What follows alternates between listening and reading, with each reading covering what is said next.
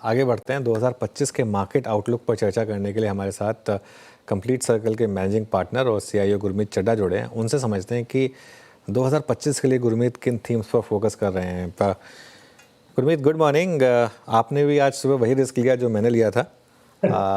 वो cricket match पर वो जो पोस्ट डाला, आई एम श्योर वो पीआर एजेंसीज पूरी आ गई होंगी उसके रिस्पॉन्स में। कुछ है क्या अब तक कुछ, जब आपकी अपने मार्केट पे फोकस करो, क्यों क्रिकेट में आ रहे हो? नहीं नहीं आते हैं अब अनुज। और पर ठीक है, हम भारतीय क्रिकेट के फैन हैं, हम किसी इंडिविजुअल के बिल्कुल। फैन नहीं है। और हाँ।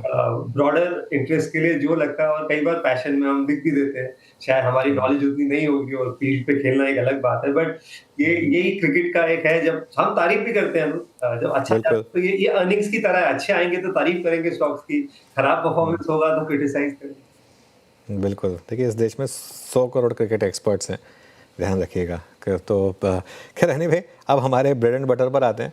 मार्केट्स, गुरमीत, बहुत ज़्यादा वॉलेटिलिटी है पिछले कुछ दिनों में। आप कह सकते हैं कि शायद वॉल्यूम कम है, एफआई छुट्टी पर हैं, इसका एक इम्पैक्ट आ रहा हो। लेकिन अब स्ट्रैटेजी क्या रहेगी यहाँ से, और 2025 में हम कदम रखने जा रहे हैं। 2024 ठीक ठाक साल रहा, लास्ट क्वार्टर काफ़ी ख़राब था, लेकिन उसके बावजूद इंडेक्स पर करीब करीब 10% के रिटर्न्स आए, और कुछ सेक्टर्स ने तो 30 से 40% के रिटर्न्स भी दिए। तो 2025 को आप कैसे देख रहे हैं? अरे 2025 मुझे ऐसा लगता है 2 हाफ्स में रहेगा। पहला हाफ थोड़ा-सा वोलेटाइल रहने की उम्मीद है, और मैं पहले हाफ से फर्स्ट 6 मंथ नहीं बोल रहा हूँ, शुरू के 2-3 महीने बोल रहा हूँ। और सेकंड हाफ मुझे ऐसा लगता है थोड़ा-सा बेटर रहेगा। उसके 2 कारण हैं। आप देखिए, अभी यूएस एक जो बड़ा कारण रहा, डॉलर इंडेक्स पिछले 3 महीने में 7% जंप किया है। और ट्रम्प का इलेक्शन उसका एक बहुत बड़ा कारण रहा है, और जियोपॉलिटिकल वोलेटिलिटी रही है। उसके अलावा बॉन्ड यील्ड भी हार्डन हुई है। प्लस यूएस में 600-700 बिलियन डॉलर के इन्फ्लोज आए, वर्ल्ड ओवर आउटफ्लोज हुए, यूएस में इन्फ्लोज आए। लेकिन अगर पिछला हफ्ता देखेंगे तो यूएस इक्विटी मार्केट से 35 बिलियन के आउटफ्लो शुरू हो गए, क्योंकि अब वहां भी मार्केट, यूएस का मार्केट कैप 70% से ऊपर है वर्ल्ड मार्केट कैप का, जो मुझे लगता है सस्टेनेबल नहीं है। वहां पे स्टैगफ्लेशन देखने को मिल सकता है, क्योंकि इन्फ्लेशन वापस से बढ़ रही है, ग्रोथ उतना तेजी से आ नहीं रहा है। तो कहीं ना कहीं थोड़ा सा reality check, mean reversion US markets में होगा। वो होते होते थोड़ा समय लगेगा। ट्रम्प साहब चार्ज लेंगे 20 तारीख को। हमारे यहाँ अपना बजट है, उसके साथ आरबीआई पॉलिसी है फरवरी में। तो मेरा ये मानना है कि आपको जनवरी, फरवरी, मार्च एक्यूमुलेशन वाले मंथ्स रखने चाहिए। जो अच्छे आइडियाज पे आपका कन्विक्शन स्ट्रांग है, उस पे आप इन्वेस्ट करिए, और स्टैगर्ड वे में इन्वेस्ट करिए। Second half of the year मुझे ऐसा लगता है, जो कि मैं बोल रहा हूँ कि अप्रैल ऑनवर्ड, या हो सकता है मार्च ऑनवर्ड भी, अगर बजट और पॉलिसी अच्छा हुई, बेहतर हो सकता है। तो थोड़ा-सा वॉलेटिलिटी आपको लेना पड़ेगा, और थोड़ा-सा मैं हमेशा बोलता आया हूँ, जो पिछले 2-3 साल बीटा ईयर रहे हैं, वो वैसा नहीं होगा। मेहनत करनी पड़ेगी रिटर्न बढ़ाने के लिए, और लेवल 2, लेवल 3 जाना पड़ेगा, सॉलिड रिसर्च करनी पड़ेगी पैसा बनाने के लिए। सॉलिड रिसर्च करनी पड़ेगी पैसा बनाने के लिए। आज का टॉप गेनर है जेएसडब्ल्यू एनर्जी। ये रिन्यूएबल्स, आप सब इसमें एंट्री कर रहे हैं। इस स्पेस में आपका फोकस क्या होगा, टॉपिक्स क्या होंगी यहाँ पर? तो अनुज, हम इसको 2 तरीके से प्ले कर रहे हैं। एक तो जनरेशन, दूसरा ट्रांसमिशन। जनरेशन में हमारे पास टाटा पावर है, थोड़ा बहुत एक्सपोज़र हमारे पास एनटीपीसी और एनटीपीसी ग्रीन में भी था। उसके अलावा हम और भी, जैसे जेएसडब्ल्यू एनर्जी है, उसको भी हमारे हमारे रेफरेंस लिस्ट में, हमने इन्वेस्टमेंट नहीं किया है वहाँ पे। और उसके बाद हमारा जो बड़ा फ़ोकस है, जहाँ हमने थोड़ा पोर्टफ़ोलियो ज़्यादा बड़ा बनाया है, वो ट्रांसमिशन स्पेस पे बनाया है। उसमें हमारे पास पावर ग्रिड है। हमने कुछ स्पेशलिस्ट ट्रांसफॉर्मर कंपनीज भी ऐड करी हैं, जो लोकोमोटिव्स को पावर करती हैं, खाली सिर्फ एनर्जी फोकस नहीं है, जैसे हिंद रेक्टिफायर है। केबल्स एंड वायर्स में हमारे पास पॉलीकैब और केआई इंडस्ट्रीज रहा है पोर्टफोलियोज में। और हम लेवल 2, लेवल 3 जाके देख रहे हैं कि हमें कुछ और कंपनीज अगर ट्रांसमिशन स्पेस में मिलती है, तो हम उसमें एक्सपोजर लेना चाहते हैं। मुझे लगता है ये बहुत बड़ी थीम है जनरेशन। और आप देखिए, अभी एमएनएम ने एक सब्सिडरी फ्लोट करी है रिन्यूएबल एनर्जी को लेके। बहुत कैपेक्स हुआ है। इंडिया के जो भी बड़े कॉन्ग्लोमरेट्स हैं, सबका क्लीन एनर्जी का अगर आप कैपेक्स देखें पिछले 2-3 साल का, तो ये सबसे बड़ा कैपेक्स है शायद कई सालों में। तो ऑब्वियसली अगर अगर उनको अपॉर्च्युनिटी दिख रही है, तो अपॉर्च्युनिटी काफ़ी बड़ी है। और मुझे ऐसा लगता है कि इस लेवल पे Reliance as an energy play, मुझे लगता है बहुत ही अट्रैक्टिवली वैल्यूड है। स्टॉक ने अंडर परफॉर्म किया है।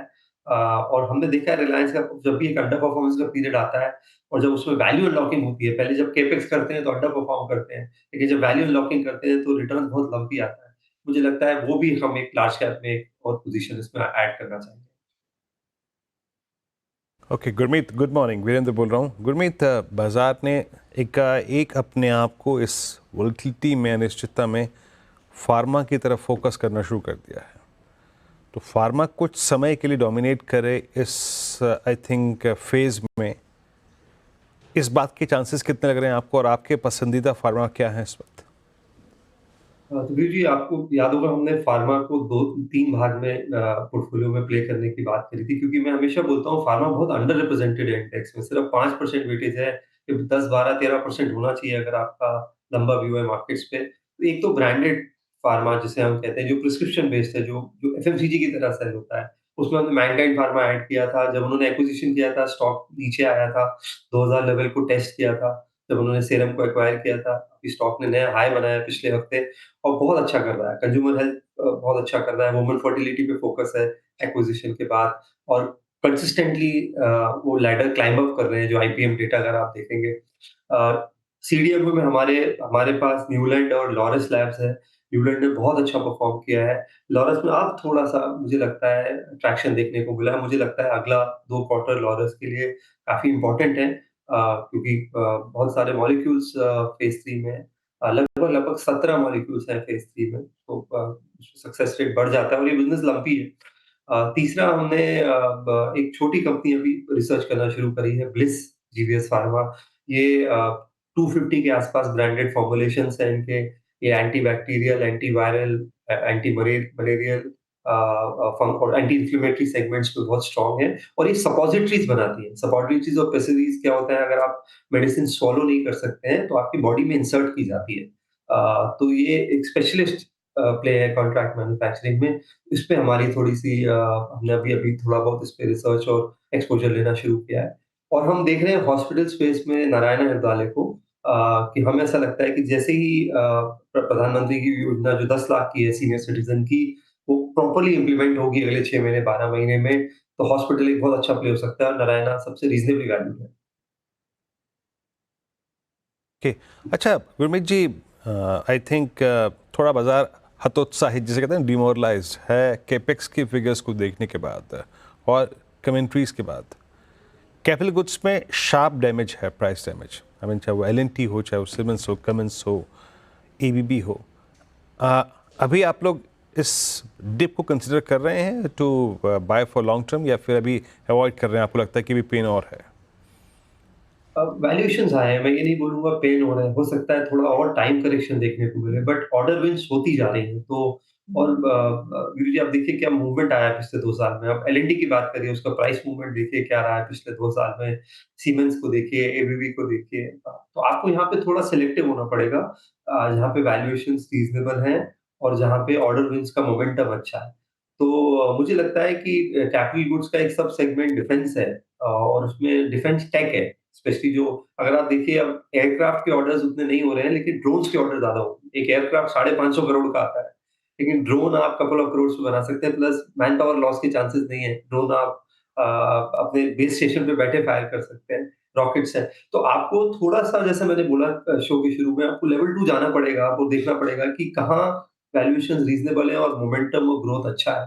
तो ये वो साल है जब आप, अगर आप ओवरपे करेंगे, या आप सिर्फ इस होप पे करेंगे स्टॉक गिर गया है और वैल्यू अच्छा है, तो मैं वैल्यू बेस्ड इन्वेस्टिंग कर लूँ, वो नहीं चलने वाला है। आपको एक वैल्यूएशन रीज़नेबल ग्रोथ पे वाला कॉन्सेप्ट को 2025 में प्ले करना होगा। मीनवाइल ऋषभ पंत से रहा नहीं गया, पार्ट टाइमर को आउट, छक्का मारने के चक्कर में आउट हो गया। खैर कोई नहीं, 33 ओवर बचे हैं अभी, शायद ड्रॉ हो जाए मैच, गुरमीत। लेकिन कुछ और स्टॉक्स की बात करते हैं। आपका all time favourite stock poly cab, और अब तो बाकी स्टॉक्स ने भी अच्छा शानदार आउट परफॉर्मेंस दिखाना शुरू किया। केईआई देखिए आप किस तरीके के मूव्स दिखा रहा है ऑफ लेट। ये स्पेस 2025 में भी क्या ऐसे रिटर्न्स जनरेट कर सकती है? अगर जिनके पास है उनके लिए चलिए ठीक है, बने रहें, लेकिन जिन्होंने नहीं लिया उनके लिए क्या भी होगा? मेरा व्यू है कि इंक्रीमेंटल शायद ऐड करना नहीं बनता है इन इन इन वैल्यूएशंस पे। आप जो है होल्ड करिए, आई थिंक स्टेडी रहेंगे, क्योंकि जैसे मैंने बोला, वैल्यूएशंस चाहे केआई हो, पॉलीकैब हो, या और भी जो मेजर है, वो मुझे लगता है जो बाकी, अगर आप होम इम्प्रूवमेंट थीम पे आए, हालांकि Polycab infra, housing, home improvement तीनों पे प्ले है। अगर आप होम इम्प्रूवमेंट पे आए तो थोड़ा सा जो वुमेन सेंट्रिक प्लेज है, किचन अप्लायंसेस, कुकवेयर, वो मुझे ज्यादा एक्साइटिंग लगती है। हमने भी स्टोवक्राफ्ट पोर्टफोलियो में पीछे ऐड किया था। सॉफ्ट ने बहुत अच्छा किया है, उन्होंने गाइडेंस बढ़ाया है, उन्होंने मार्जिन गाइडेंस अपवर्ड रिवाइज किया है, किचन अप्लायंसेस में मार्केट लीडर है। वॉलमार्ट को तो सप्लाई करते ही थे किचन अप्लायंसेस और कुकिंग वेयर, अभी IKEA ने भी उनको अप्रूव किया है। तो मल्टीपल ग्रोथ लीवर्स हैं, वैल्यूएशंस अभी भी रीजनेबल है स्टोवक्राफ्ट के, वो आप देख सकते हैं। और भी जो थोड़े होम इम्प्रूवमेंट प्लेस हैं जहाँ पे परफॉर्मेंस बहुत अच्छा नहीं रहा है, चाहे वो टाइल मेकर्स हैं, चाहे वो ओवरऑल और इलेक्ट्रॉनिक्स और कंज्यूमर ड्यूरेबल सेगमेंट है, वहाँ पे फोकस मुझे लगता है ज़्यादा करेंगे तो बेटर रिस्क रिवॉर्ड। बिल्कुल। अच्छा, एक और स्पेस जो जिसने इस साल काफ़ी अच्छे रिटर्न्स दिए वो थे रियल एस्टेट। क्या ग्राउंड पर भी प्राइसेस काफ़ी इम्प्रूव हुए और स्टॉक प्राइसेस भी काफ़ी इम्प्रूव हुए? यहाँ पर क्या व्यू होगा? अनुज, आपको देखना पड़ेगा कि वहाँ भी रन अप अच्छा हुआ है। जैसे DLF है, उन्होंने अभी लास्ट क्वार्टर जो प्रोजेक्ट लॉन्च किया, जो हम 100 करोड़ के अपार्टमेंट लॉन्च किए उन्होंने, जो जो कैमेलियंस के फर्दर एक्सटेंशन है, तो काफ़ी अच्छी बुकिंग आई है। तो प्री बुकिंग नंबर हो सकता है 10-12 हज़ार करोड़ हो, जो इस क्वार्टरली अपडेट में शायद देखने को मिलेगा। रीट आ रहा है, वो अपने अपना साइबर हब जो है उसको मोनेटाइज करना चाहते हैं। तो आपको थोड़े ग्रोथ लीवर्स देखने पड़ेंगे। एक तो लग्जरी अच्छा कर रहा है, मिड सेगमेंट और अफोर्डेबल अभी भी उतना उतना अच्छा नहीं कर रहा है। तो आपको ज्योग्राफी वाइज़ थोड़ा-सा सिलेक्टिव होना पड़ेगा। तो और मैं बिलीव करता हूँ कि रियल एस्टेट में थोड़ा आपको टैक्टिकल होना चाहिए। स्ट्रक्चरल होके क्योंकि आप लंपी परफॉर्मेंस आता है और फिर कुछ नहीं होता है कई साल तक। तो हम पोर्टफोलियो में BLF को रेडार में रखा हुआ है हमने। तो साउथ बेस्ड डेवलपर्स को, जैसे ब्रिगेड है, प्रेस्टीज है, वो हमारे पोर्टफोलियो में। अच्छा गुरमीत, एक स्टॉक और जिस पे मैं आपकी राय चाहूँगा, और नए बदले सर्कमस्टेंसेस में और हमारी जो परचेजिंग बिहेवियर है उसके बदलने के बाद इस पे खासा इम्पैक्ट है। मेरे ख्याल से एवेन्यू सुपरमार्ट की बात अगर मैं करूं तो ये इसके करियर का सबसे बड़ा एक प्राइस डैमेजिंग क्वार्टर रहा। मतलब 5500 रुपये का स्टॉक आज 3500 रुपये, 2000 रुपये उड़ गया। ये क्यों कॉमर्स ने वाकई क्या प्राइस मतलब डैमेज किया है, और अब ये हमारी अगर बाइंग बिहेवियर में पैरिटी आ रही है, मतलब इस प्रकार की आई मीन टेंडेंसी है, तो क्या इससे प्राइस डैमेज होगा, वो अर्निंग से विजिबल होगा इस बार? मुझे लगता है प्राइस डैमेज शायद और ना हो। वीरू, उनको अपना थोड़ा मॉडल जो ब्रिक एंड मोर्टार है उसको हाइब्रिड करना पड़ेगा। और वैल्यूएशन उनका मॉडल था, वो स्टोर, ज्यादातर स्टोर एवेन्यू खुद ओन करता है, जो कि कॉस्ट हेवी मॉडल है। और अगर आप ब्लिंकिट देखें तो इनके डार्क स्टोर्स होते हैं, हिडन स्टोर होते हैं। हिडन स्टोर का मतलब क्या है? आपको दिखेगा नहीं स्टोर है, आपके ऑर्डर पैटर्न के हिसाब से प्री पैक्ड चीजें पड़ी होती हैं। और आप उस तभी वो 15-20 मिनट में आपके घर पे डिलीवर हो सकता है, क्योंकि आप फ्रेश ऑर्डर देके कोलेट करके तो नहीं कर सकते उसको डिलीवर। तो टेक्नोलॉजी एक बहुत बड़ा रोल प्ले कर रहा है, प्लस कन्वीनियंस एक बहुत बड़ा रोल प्ले कर रहा है। मेट्रोस में पार्किंग इश्यूज हैं, ट्रैवल इश्यूज हैं, आप उतना टाइम नहीं स्पेंड करना चाहते हैं आप ग्रोसरीज पे और डेली नीड्स पे। तो मुझे लगता है कि मॉडल चेंज करना पड़ेगा टाइम के साथ। और ये यूएस में हुआ है, ये हमारे यहाँ भी हुआ है। यूएस में ऑनलाइन कंजम्पशन 5 से 33% हो गया पिछले 15 साल में। हमारे यहाँ अभी 5.5% है। तो ये बढ़ने वाला है, ये कम नहीं होगा। और इसलिए आप देखिए सब लोग फंड रेज़ भी कर रहे हैं। बिग बास्केट ने भी पैसा रेज़ किया जो टाटा ओन्ड है। अमेज़न घुस गया है क्विक कॉमर्स में। मुझे लगता है ये रियलिटी है। और इसमें जो शुरू में लीड ले जाता है और एक बार 50% से ऊपर मार्केट शेयर कर लेता है, वो फिर काफ़ी डोमिनेट करता है। तो हमारे पोर्टफोलियो में ज़ोमैटो है और स्विगी हमने थोड़ा-सा प्री-आईपीओ किया था, तो हम थोड़ा लकी रहे अपने कुछ क्लाइंट्स के लिए। तो ये दोनों के थ्रू हम प्ले कर रहे हैं। और इस स्पेस को थोड़ा और क्लोज़ली ऑब्ज़र्व करेंगे। और इसमें आप देखिए, आपको थोड़ा-सा और एक लग्ज़री प्ले आप देखिए, एयरपोर्ट एक ऐसा स्पेस है जिसका जो अब खाली ट्रैवल वेन्यू नहीं रह गया है, शहर से दूर है, वो भी अपने आप में एक शॉपिंग और रिटेल एक्सपीरियंस दे रहा है। तो वो भी एक नया कंज़म्पशन सेंटर बन के उभर के आ रहा है। एयरपोर्ट के आस-पास एरो सिटीज़ बन रहे हैं बड़े शहर में, तो वहाँ वहाँ का भी लैंडस्केप चेंज हो रहा है। तो आपको इसको थोड़ा डिफरेंट वे में खेलना पड़ेगा। लग्ज़री कंज़म्पशंस को आप शायद ब्रिक एंड मॉर्टर से खेलिए, और जो बेसिक कंज़म्पशन है उससे आपको क्विक कॉमर्स और ई-कॉमर्स से ही खेलना पड़ेगा। ओके, चलिए गुरमीत, बहुत बहुत शुक्रिया आज हमारे साथ जुड़ने के लिए और हमसे इन सब टॉपिक्स पर बातचीत करने के लिए। अब